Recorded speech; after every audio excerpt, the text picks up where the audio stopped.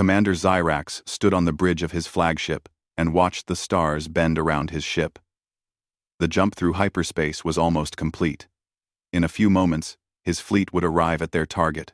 3,000 warships followed behind him, each one filled with soldiers ready to fight. This was the largest invasion force the Kelthari Empire had sent out in 50 years.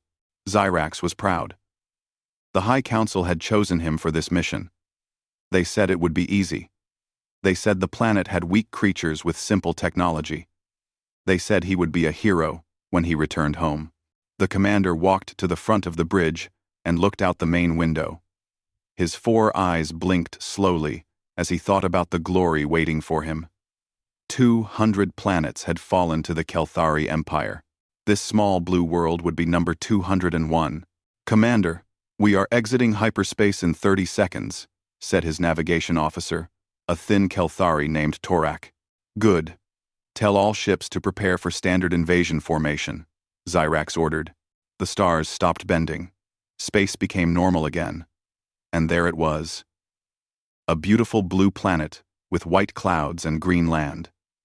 It orbited a yellow star that gave it warmth and light. From this distance, it looked peaceful. It looked harmless. "Scanning the planet now," said the science officer. "Population of 8 billion. Technology level is basic.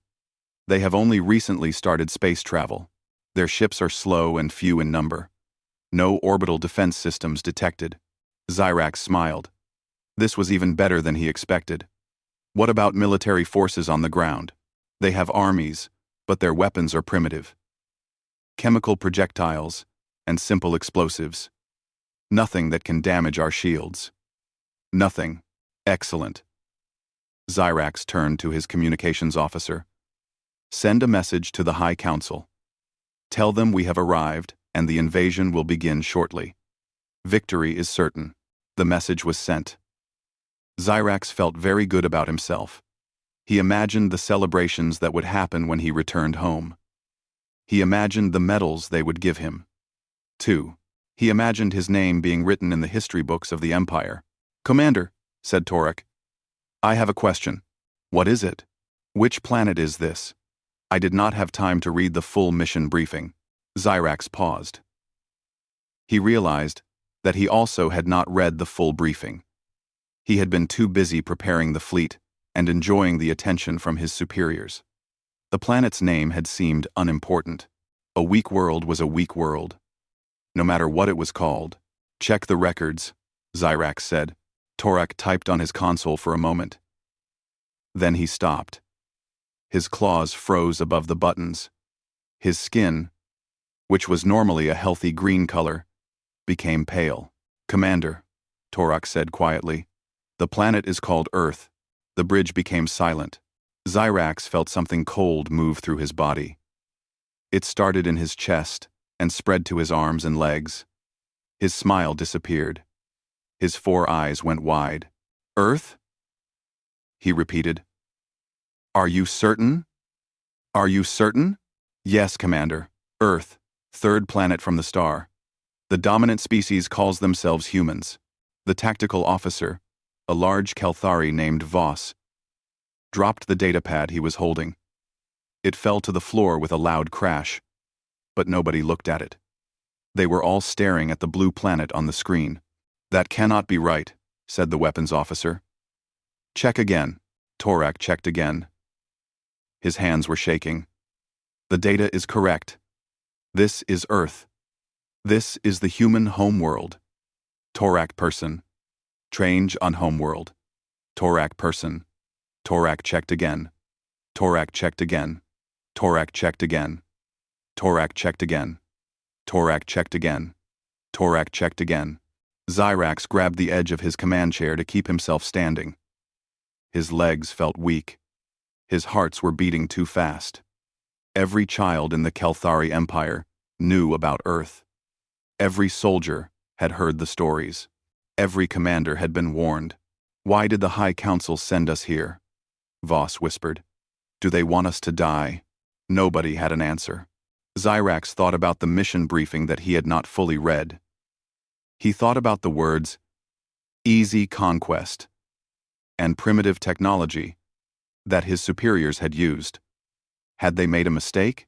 Had they confused Earth with another planet? Or was this some kind of terrible joke? Get me the original mission file, Zyrax ordered. The complete version. Torok found the file and put it on the main screen. Zyrax read it carefully this time. The file described Earth as a small planet with limited space capabilities. It said the natives were divided into many nations that often fought each other. It said the planet had no unified military command. It said the invasion would be simple, but the file was wrong. Zyrax knew it was wrong. Everyone on the bridge knew it was wrong. This information is old, said the science officer.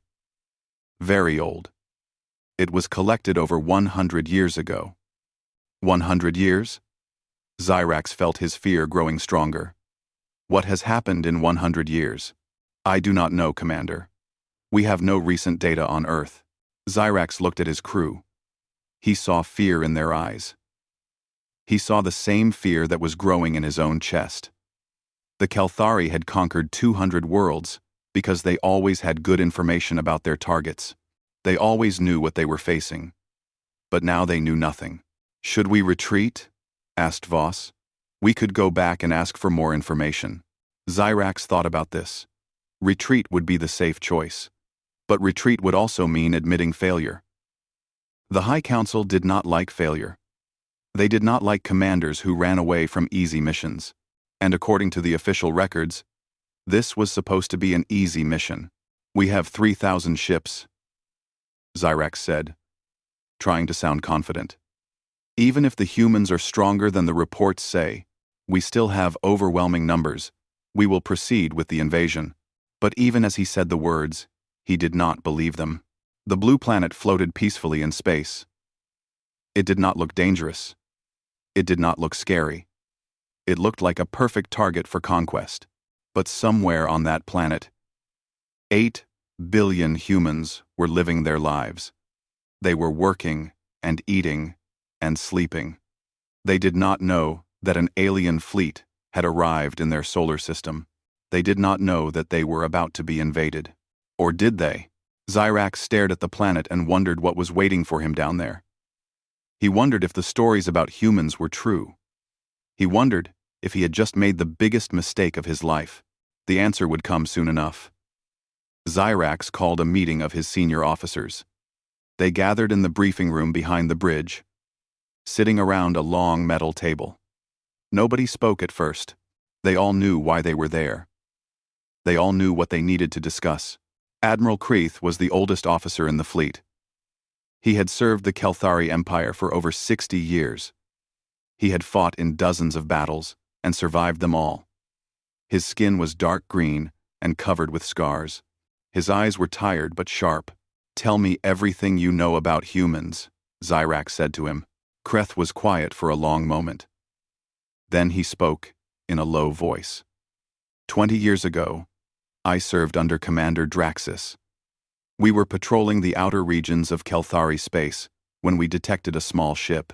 It was a human vessel, a single ship, not even a warship. It was some kind of exploration craft. What happened?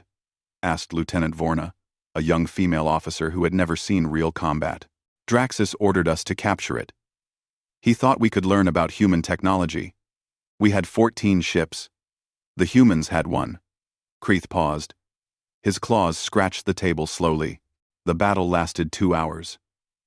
When it was over, the human ship was destroyed. But so were 11 of our ships. 3 more were badly damaged. I was on one of the damaged ships. I saw the human captain on our screens before his ship exploded. He was smiling. The room was completely silent. Smiling? Yes. His ship was falling apart. His crew was dead. He knew he could not win. But he was smiling. And in his last seconds, he flew his ship directly into our flagship and destroyed it. Commander Draxus died that day. One human killed our commander, even in defeat. Zyrax felt sick. One exploration ship did all that? Yes. And exploration ships are not even designed for combat. Imagine what their warships can do. The weapons officer, a nervous Kelthari named Sorrel, raised his hand. Perhaps we should learn more about these humans. What makes them so dangerous? Kreth nodded slowly. I have studied them for 20 years. Every piece of information the Empire has collected. What I learned frightened me. More than any battle I have ever fought. Tell us, said Zyrax. Humans evolved on a death world, Kreth began. Their planet is one of the most dangerous places in the known galaxy. They have earthquakes that destroy cities. They have storms that can level entire regions. They have volcanoes that can block out their sun. They have diseases that have killed millions of their kind. How did they survive? Vorna asked. They adapted. They fought. They refused to die. Kreth pulled up images on the table's display screen. Look at their planet. As it, chain-full, they fought. 70% of it is covered in water that they cannot drink. The land is full of predators, poisonous plants, and extreme temperatures. Any other species would have died. But humans did not die. They conquered their planet. The images showed Earth's history. Zyrax saw humans fighting animals with simple weapons. He saw them building cities in deserts and jungles and frozen lands. He saw them spreading across every part of their world. They domesticated predators, Kreeth continued. They took wolves, one of their planet's most dangerous hunters, and turned them into loyal servants. They call them dogs now. They made friends with killers. That is strange, Sorrel said. Why would they do that? Because humans do not think like us. They do not avoid danger. They run toward it. They see a challenge, and they want to defeat it. It is part of their nature. Kreth changed the images. Now the screen showed human wars. Ancient battles with swords and spears. Massive conflicts with guns and cannons. Explosions that looked like small suns.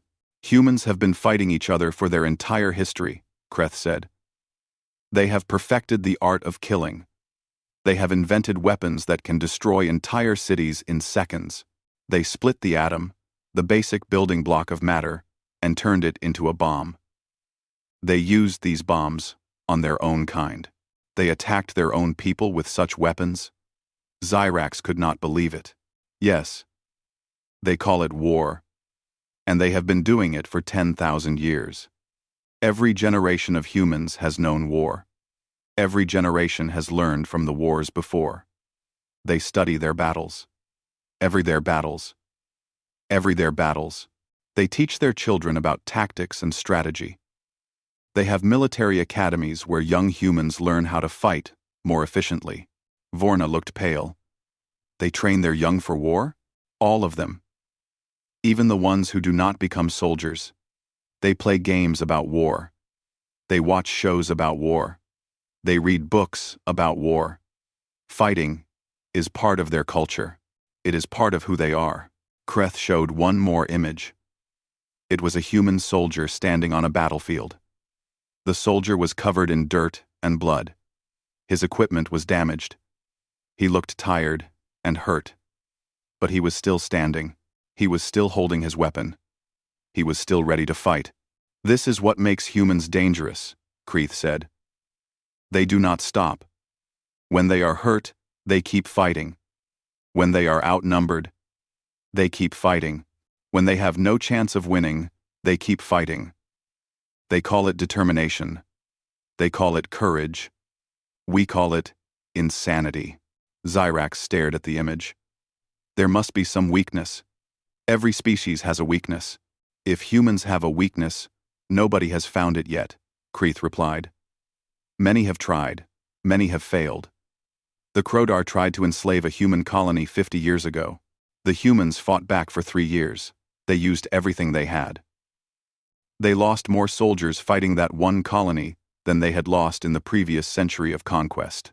The briefing room was quiet. Every officer was thinking about what they had heard. Every officer was thinking about the 3,000 ships they had brought to Earth. 3,000 ships had seemed like a lot. Now it seemed like nothing. What should we do? Vorna asked quietly. Zyrax did not answer. He was still looking at the image of the human soldier. The soldier's eyes were hard and cold. They were the eyes of a creature that would never surrender. They were the eyes of a predator, and Zyrax had just brought his entire fleet into that predator's home. Commander, Kreeth said, I have one more piece of information. It is perhaps the most frightening thing of all. What is it? The reports we have about humans are 100 years old. 100 years ago, humans had just begun to explore space. They had simple rockets and basic stations, but humans developed technology very quickly, much faster than any other species we have encountered. How quickly? In 200 years, they went from riding animals to splitting the atom. In another 50 years, they reached their moon. In another 50 years, they left their solar system. Kreeth looked at Zyrax with old, tired eyes. We do not know what they have developed in the last 100 years. We do not know what is waiting for us. Zyrax felt true fear for the first time in his life. He had led armies. He had conquered planets. He had faced death many times. But he had never felt fear like this. May the ancestors protect us, he whispered. But deep down, he knew that even the ancestors might not be enough. Before Zyrax could give the order to retreat, the communication console started making noise. A signal was coming from the planet below. Someone was trying to contact them. Commander, we are receiving a transmission, said the communications officer. It is coming from a human vessel. A human vessel? Where? It just appeared on our sensors. It was hiding behind the planet's moon. Zyrax looked at the tactical display. A small dot had appeared near the moon. One ship, just one ship had revealed itself to the entire Kelthari fleet. Are they insane? Voss asked. One ship against 3,000? Put the transmission on screen, Zyrax ordered. The main display changed. A human female appeared. She wore a dark blue uniform with symbols on the shoulders. Her hair was brown and cut short. Her eyes were green and very calm. She sat in a command chair, and behind her Zyrax could see other humans working at various stations. Unidentified fleet, the human said. This is Captain Lisa Morgan of the United Nations Space Command vessel Valiant. You have entered restricted space. Please state your intentions. Her voice was steady. She did not sound afraid. She sounded like someone asking a simple question at a simple meeting. Zyrax tried to find his voice. I am Commander Zyrax of the Kelthari Empire. We have come to claim this world for our empire. Captain Morgan raised one eyebrow slightly. Claim this world? You mean you want to invade us? Yes. Surrender now, and your people will be treated fairly. Resist, and you will be destroyed. The human captain did not react to the threat. She simply looked at Zyrax with those calm green eyes. Then she did something unexpected. She smiled. Commander Zyrax, she said, I think you have made a serious mistake coming here. We have 3,000 warships. You have one. The mistake is yours. Is it? Captain Morgan leaned forward in her chair. Tell me, Commander, do you know anything about Earth? Do you know anything about humans? Zyrax did not answer. I will take your silence as a no. The human captain stood up from her chair and walked closer to the screen. Let me educate you. Humanity has known about alien life for 30 years. We detected signals from other civilizations. We captured a few ships that got too close to our system. We learned about the galaxy and all the species in it. If you knew about us, why did you not make contact? Zyrax asked. Because we were not ready. We needed time to prepare. Prepare for what? For this exact situation. Captain Morgan smiled again. For someone stupid enough to try invading our planet. The communications officer made a worried sound. Commander, I am detecting something strange. Multiple energy signatures appearing across the system. How many? I cannot count them all. Hundreds, thousands. They are everywhere. On the tactical display, dots started appearing. They came from behind moons. They emerged from asteroid fields. They rose up from the dark side of the planet. Ships. Human ships. More ships than Xyrax could count. You see, Commander, Captain Morgan continued, we have been watching your fleet since you entered our system. We let you come this far. We wanted to see how many ships you would bring. We wanted to know how serious you were. You knew we were coming? Of course. We have sensors throughout this entire region of space. Nothing enters our system without us knowing. The captain returned to her chair. I am transmitting a data package to your vessel. I suggest you review it before making any more threats. The transmission arrived. Xyrax opened it with shaking claws. The package contained video files. The first file showed human history. Xyrax saw wars, battles, and destruction. He saw weapons being tested and cities being built. He saw humans adapting, learning, and growing stronger. The second file showed human military capabilities, training exercises, weapons tests, ships moving in perfect formation, soldiers drilling with equipment that looked advanced and deadly. The third file was labeled Current Fleet Status. Xyrax opened it and felt his heart stop. Earth had 17,000 warships. 17,000. Almost 6 times the size of his invasion fleet. And these were not old ships or weak ships. They were modern vessels, built with technology that Xyrax did not recognize. Impossible, he whispered. How could they build so many ships? We have been building them for 30 years, Captain Morgan answered, as if she had heard his question. Every nation on Earth contributed resources. Every factory worked day and night. We knew this day would come. We knew someone would try to take what is ours, and we decided that we would be ready.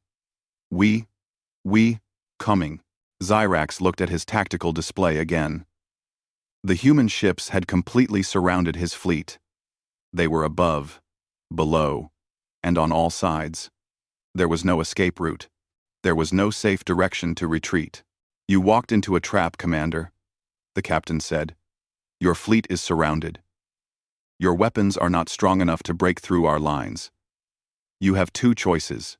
You can surrender and leave our system peacefully, or you can fight and die. If we surrender, what happens to my crew? Nothing. You leave.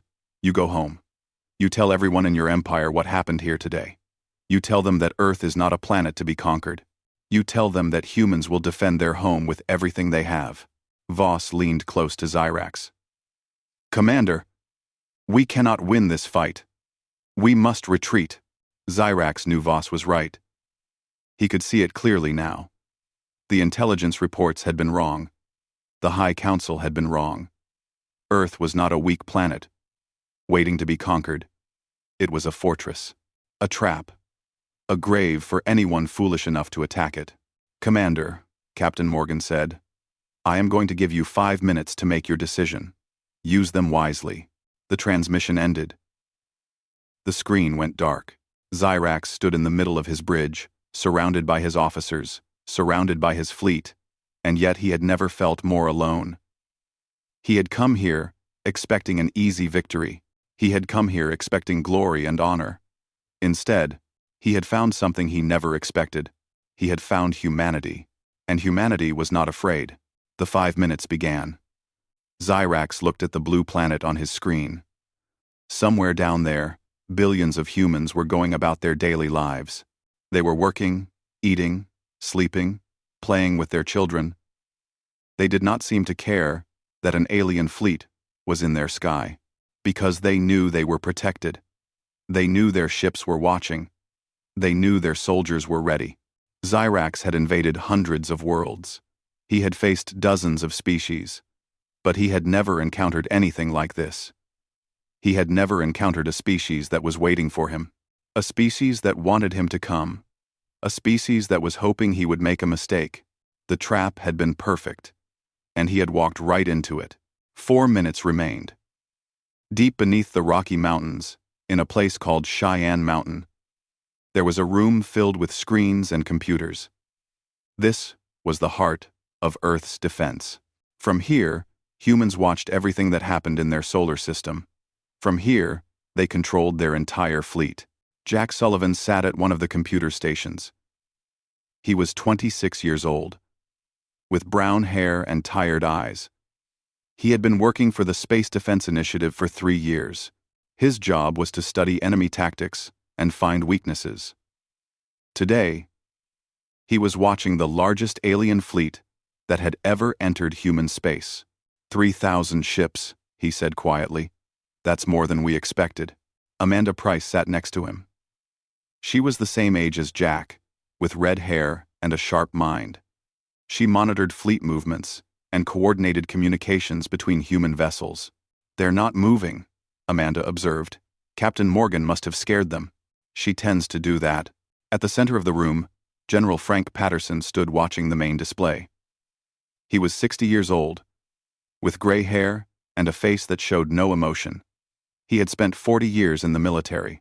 He had fought in 3 wars on Earth before the space program began. He had helped design the defense strategy that was now surrounding the alien fleet. Status report, he said calmly. All vessels in position, sir, replied a young officer nearby. The enemy fleet is completely surrounded. They have no escape route. What about their weapons? Their technology is about 50 years behind ours. Their shields are weak. Their guns are slow. If they fight, they will lose. Patterson nodded slowly. He had expected this. Human intelligence had been watching the Kelthari Empire for decades. They knew how the aliens fought. They knew their strengths and weaknesses. They knew exactly how to defeat them. Sir, Amanda said, Captain Morgan's deadline is almost over. The alien commander has not responded. Give him another minute. Running away is hard for commanders. They need time to accept defeat. Jack watched the alien flagship on his screen. He could see it sitting motionless in space, surrounded by thousands of smaller vessels. He wondered what the alien commander was thinking. He wondered if the alien understood what was about to happen. The minute passed. No response came from the Kelthari fleet. They're powering weapons, Amanda reported suddenly. Multiple ships are charging their main guns. They're going to fight? Jack asked in surprise. That's suicide. Some species value pride more than survival, Patterson replied. He turned to his communications officer. Open a channel to all human vessels. Channel open, sir. Patterson spoke clearly and calmly. All vessels. This is General Patterson. The enemy has chosen to fight. You know what to do. Engage and destroy. Show them why Earth is feared. The battle began. On the screen, Jack watched human ships move like a single organism. They had trained for this moment for years. Every captain knew their role. Every crew knew their job. They worked together perfectly, flowing around the alien fleet like water around stones. The Kelthari fired first. Their weapons flashed across space, bright and angry. But human ships were fast. They dodged and weaved, avoiding most of the shots. The few shots that hit were stopped by shields that glowed blue under the impact. Then the humans fired back. Human weapons were different. They did not make bright flashes. They were invisible, silent, and deadly. Beams of focused energy cut through alien shields like they were made of paper. Missiles appeared from nowhere and found their targets with perfect accuracy. First wave of enemy ships destroyed, Amanda reported. 300 vessels down. Casualties on our side? None, sir. Jack watched the battle unfold with a mix of pride and horror. Pride because his species was winning. Horror because thousands of aliens were dying every minute. He reminded himself that these aliens had come to conquer Earth. They had come to enslave humanity. They had brought this upon themselves. On the alien flagship, Commander Zyrax watched his fleet die. Ships exploded all around him. Flames and debris filled the space where proud warships had been moments before. His tactical display was covered in red markers, each one representing a destroyed vessel. His communications were filled with screams and calls for help. We cannot win this, Admiral Kreth said. His voice was quiet and sad. They are too strong. Keep fighting, Zyrax ordered. But even he knew it was pointless. A human missile hit the ship next to them. The explosion was so close that Zyrax felt his own vessel shake. Alarms blared across the bridge. Officers shouted reports about damage and casualties. Hull breach on deck 7. We're losing atmosphere. Engines at 60%. We cannot maintain position. Commander, we must retreat. We must save whoever we can. Zyrax closed his eyes. He had led thousands of soldiers to their deaths. He had brought them here with promises of glory and easy victory. Now, they were paying for his arrogance. All ships, he said into the fleet-wide channel. Retreat, jump to hyperspace. Get out of this system. Some ships obeyed. They powered up their hyperspace engines and disappeared in flashes of light. But most ships never got the chance. Human weapons destroyed them before they could escape. The alien fleet that had arrived with 3,000 vessels was falling apart in minutes. Back in Cheyenne Mountain, General Patterson watched the retreat with careful eyes. How many are escaping? He asked. Approximately 300 vessels, sir, Amanda replied. Should we pursue? No, let them go. Jack looked up in surprise. Sir, we could destroy them all. We could, Patterson agreed. But that's not the goal. The goal is to send a message. Those 300 ships will return to their empire. They will tell everyone what happened here. They will describe how their mighty fleet was destroyed in minutes. They will spread fear throughout the galaxy. Psychological warfare, Jack said, understanding. Exactly. Dead aliens tell no stories. Living aliens spread warnings. The battle ended 11 minutes after it began.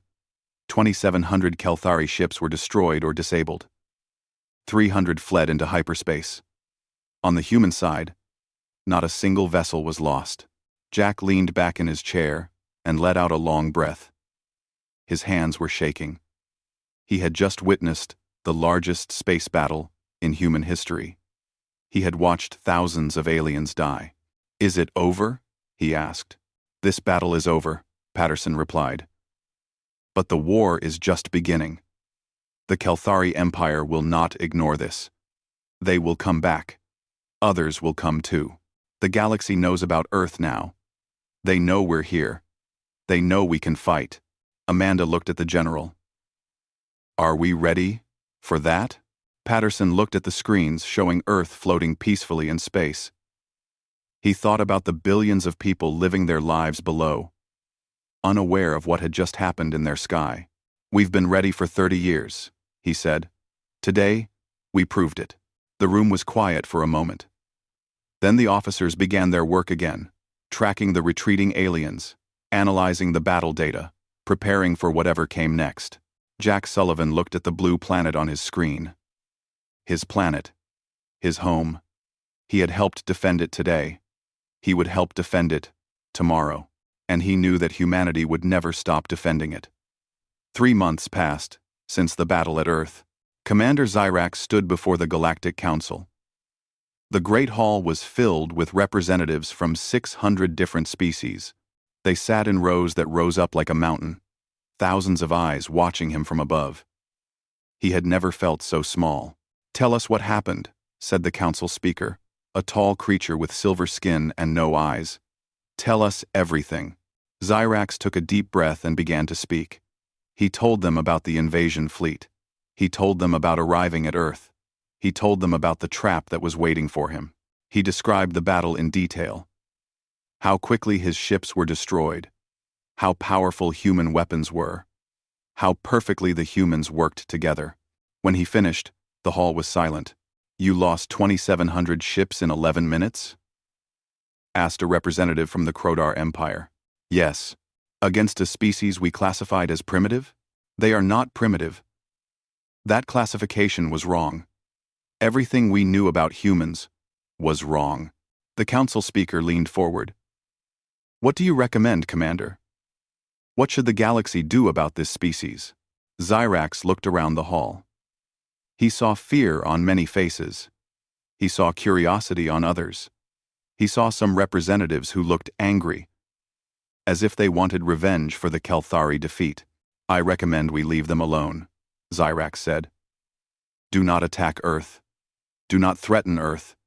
Do not even go near Earth. They are too dangerous. They are too strong. Any attempt to conquer them will end the same way my invasion ended." Angry voices rose from the crowd. Some representatives shouted that the Kelthari were cowards. Others demanded that a larger fleet be sent to punish the humans. The noise grew louder and louder. Then a new voice cut through the chaos. "The commander is right." Everyone turned to look at the speaker. It was Admiral Kreth, who had survived the battle and returned with Zyrax. He walked slowly to the center of the hall and faced the council. "I have studied humans for 20 years, Kreth said. "I have read every report about them. I have seen them fight. I know what they are capable of. And I am telling you now, as clearly as I can, that attacking Earth would be the greatest mistake this galaxy has ever made." "Explain," the council speaker demanded. "Humans are not like us. They do not think like us. They do not fight like us. When we face a stronger enemy, we retreat. When they face a stronger enemy, they find a way to win. When we lose a battle, we surrender. When they lose a battle, they come back with better weapons and more soldiers." Kreth walked in a slow circle, looking at each section of the council. Humans were fighting each other for thousands of years before they reached space. They have perfected the art of war. They study tactics and strategy the way we study science and art. Every human learns about war from childhood.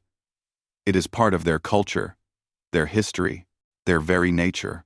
"But surely a united galaxy could defeat them," said a representative from the Vorn Collective. "Perhaps. Perhaps not. But consider the cost. How many ships would we lose? How many soldiers would die? And what would we gain? A planet? A single planet? Is that worth the destruction of half our fleets?" The hall was quiet again. "There is another consideration," Kreth continued. "If we attack Earth and fail, if we hurt them but do not destroy them, what do you think will happen? They will come for us. They will hunt us across the galaxy. They will find every species that attacked them, and they will make us pay." "You make them sound like monsters," someone said. "Not monsters. Survivors. They come from a death world. They evolved, surrounded by predators and disasters. They learned to fight, because fighting was the only way to survive. And now they have spread to the stars, and they are ready to fight again." Zyrax stepped forward to support his admiral. "I saw their captain on my screens. She was not afraid of us. She was not worried about our 3,000 ships. She smiled at us. She was happy we had come because she knew she was going to win." The council debated for 3 hours. Arguments flew back and forth. Some wanted war. Some wanted peace. Some wanted to ignore Earth and hope the humans would stay in their own corner of the galaxy. In the end, they voted. The result was unanimous. A new law was passed, containing only 2 words: "Avoid Earth."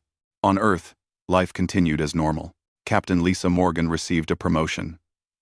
She was now Admiral Lisa Morgan, commander of the new flagship Resilience. She stood on the bridge of her new ship and looked out at the stars. "The galaxy is watching us now," her second-in-command said. "Do you think they will try again?" Eventually, someone will. There is always someone who thinks they are strong enough, smart enough, brave enough to do what others could not. When they come, we will be ready." Jack Sullivan was transferred to the diplomatic corps. His skills at analysis were useful in understanding alien cultures and predicting their behavior. He worked with teams of humans who were trying to establish peaceful contact with species that did not want to fight. "Not everyone out there is an enemy," Jack often said. "Some of them are just scared. They heard stories about us. They think we want to conquer the galaxy. We need to show them that we only fight when we have to." Amanda Price became the youngest admiral in human history at 30 years old. She commanded a fleet of 200 ships that patrolled the outer regions of human space. Her job was to watch for threats and respond quickly to any danger. "We are not conquerors," she told her officers. "We are defenders. We protect Earth and its people. That is our mission. That is our purpose." General Patterson gave a speech that was broadcast across the galaxy. It was translated into 10,000 languages and heard by trillions of beings on thousands of worlds. "Earth does not seek war," he said calmly. "We do not want to conquer your worlds or enslave your people. We want peace. We want to trade and learn and grow together. But make no mistake, if anyone threatens our home, if anyone tries to hurt our people, we will respond with everything we have. We came from a world that tried to kill us every day, and we conquered it. We survived ice ages and plagues and wars. We split the atom and walked on our moon and reached for the stars. Whatever challenges the universe sends our way, we will face them. We will overcome them. That is what humans do." In the great halls of the Galactic Council, representatives watched the speech in silence. They saw the calm confidence in the human general's eyes. They heard the quiet strength in his voice. They understood that this was not a threat. It was a promise. And they believed it. The galaxy would never look at Earth the same way again. A small blue planet orbiting an ordinary yellow star had become the most feared place in the known universe. Not because humans wanted war, but because they were ready for it. Commander Zyrax retired from military service and spent his remaining years writing about his experience at Earth. His book became required reading for every officer in the Kelthari Empire. The first chapter contained a warning that would echo through history. If you ever receive orders to invade Earth, do not follow them. Run. Run as fast as you can. Because humans are waiting. And humans are ready. The stars were full of wonders and dangers. Humanity had announced their presence to the universe. They had done it on their own terms. With strength and mercy and confidence, the galaxy was watching, and Earth was not afraid.